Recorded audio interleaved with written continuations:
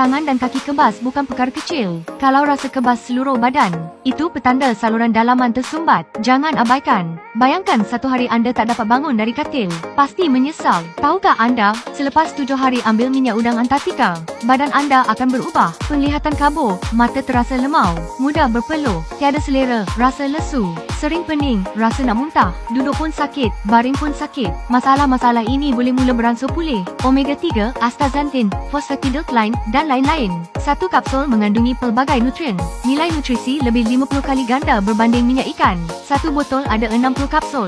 Berapa cepat kesannya? Tak payah saya cakap banyak. Cuba 5 minit saja anda akan rasa bezanya. Satu kapsul selepas makan, minum dengan air suam. Ia akan bantu singkirkan sisa penyumbatan dalam saluran darah. Semakin teruk penyumbatan, semakin nyata kesannya.